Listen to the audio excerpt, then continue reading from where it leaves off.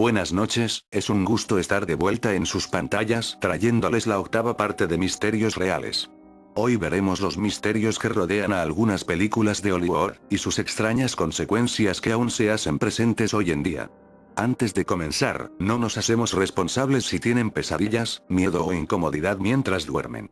Tampoco incluiremos screamers, ya que queremos que sientan miedo o misterio de la manera más natural posible. Sin más que decir, comencemos. Recuerden que todas estas historias son reales.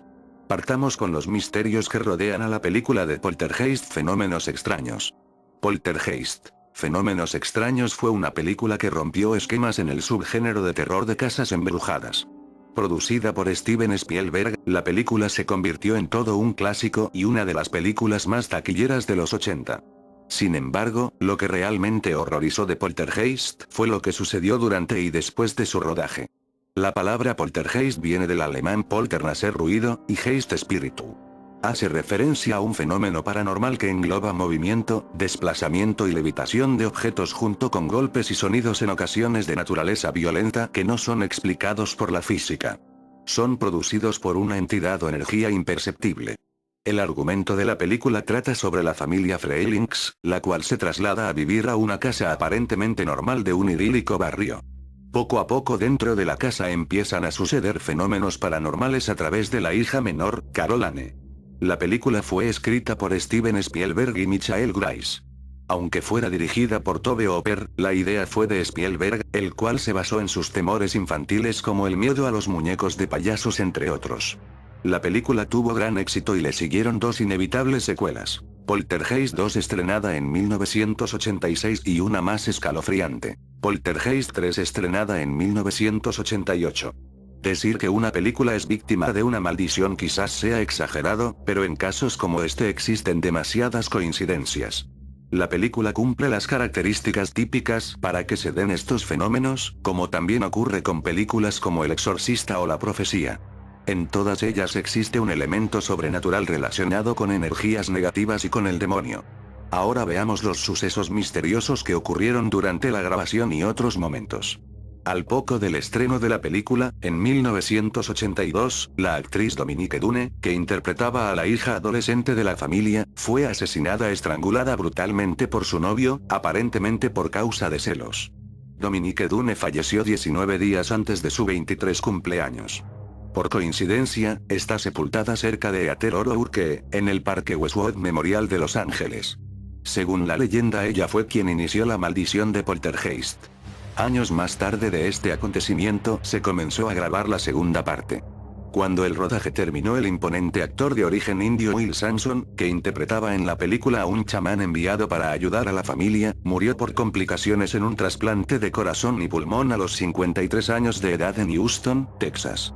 El hombre estaba fuerte y sano antes de hacer la película. Julian Beck, fundador de la compañía teatral Living Theater, en la segunda parte de la saga encarnaba a un maléfico sacerdote.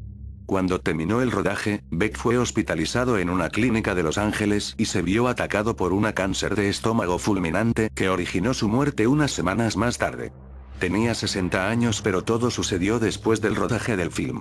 Se tiene constancia de otros miembros del equipo técnico y artístico que fallecieron al poco de finalizar los últimos rodajes de la saga, pero sin duda alguna la muerte más inexplicable y extraña fue la de la protagonista, Eater O'Rourke.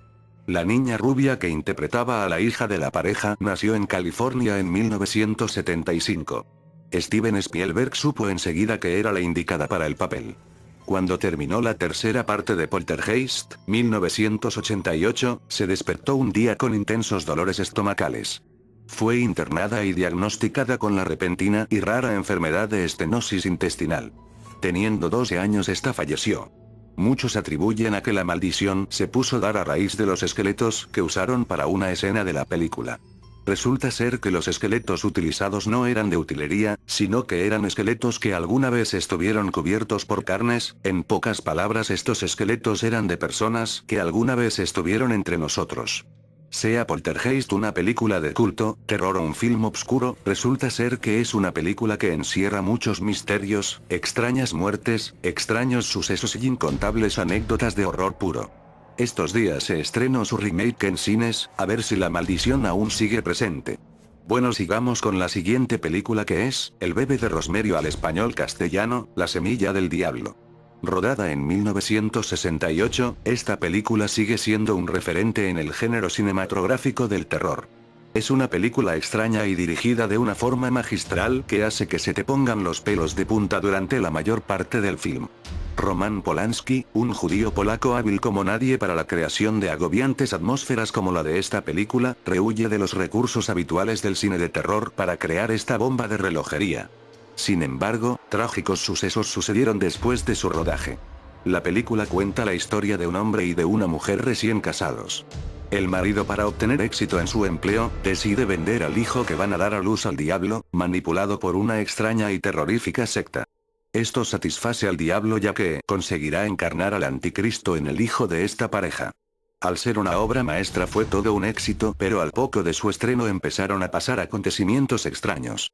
Polanski se puso a escribir el guión para documentarse y para eso, tras tantear varias sectas satánicas y hablar con el autor de la novela en la que está basada la película, Ira Levy, se puso en contacto con Anton LaVey, también conocido como el Papa Negro, fundador de la Iglesia de Satán y ferviente seguidor de Aleister Crowley.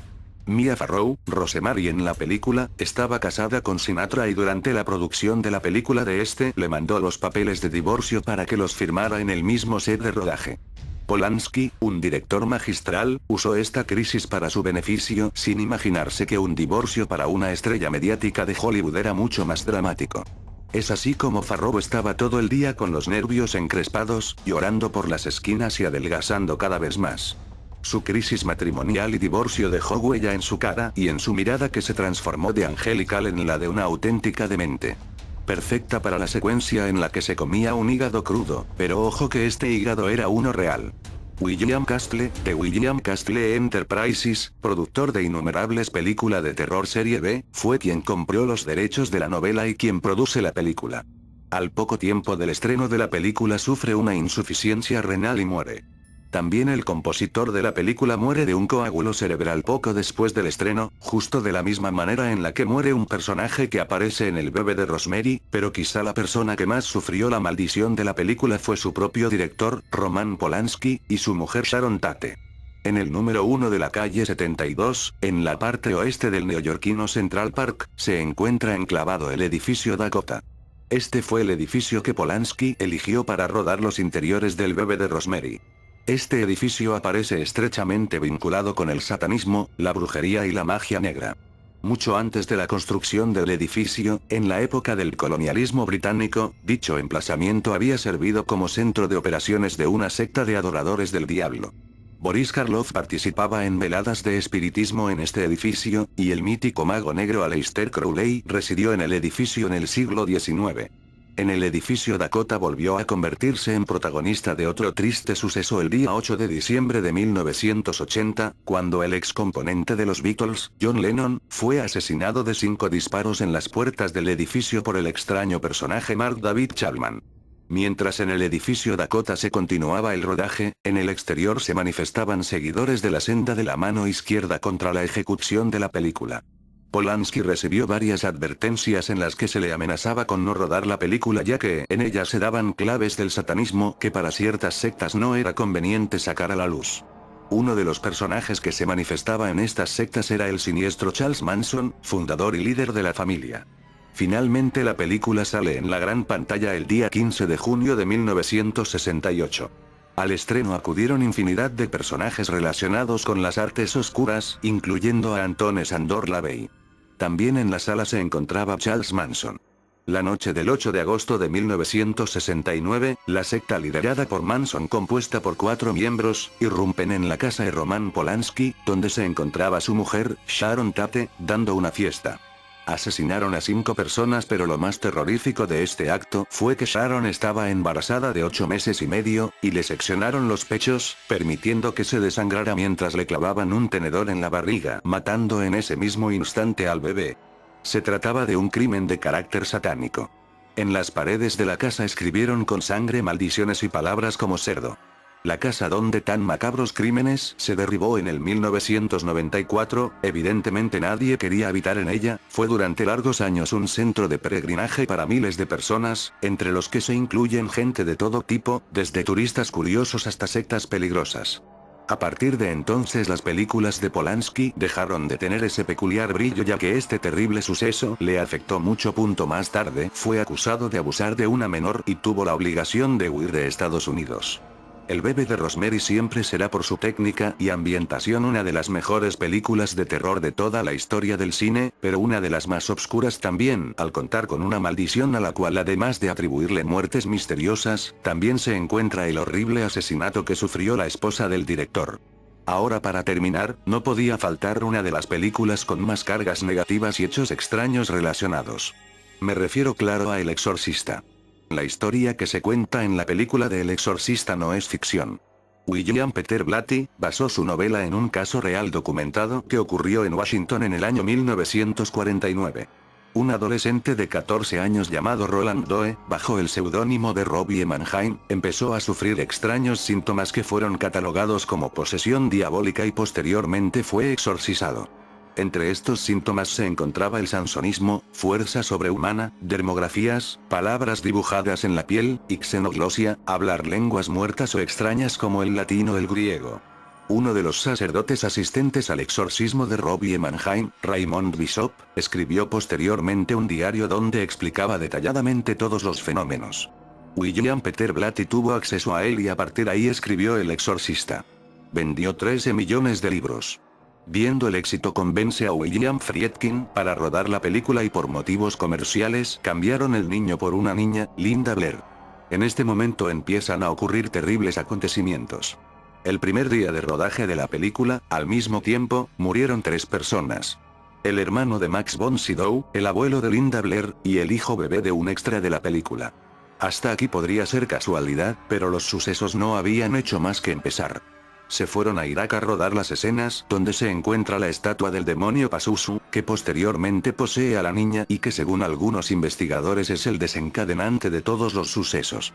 El estudio número 8 de la Warner, donde se rodaba El Exorcista, se incendió 3 veces sin que hubiera nadie dentro. El pánico empezó a cundir entre los miembros del rodaje y los actores, e incluso llamaron a un sacerdote para que bendijera ese estudio. El guión de la película posteriormente tuvo que ser cambiado ya que Jack McGowran, un reconocido actor irlandés que en la película hacía de director de cine, murió de un ataque al corazón. Los acontecimientos continúan.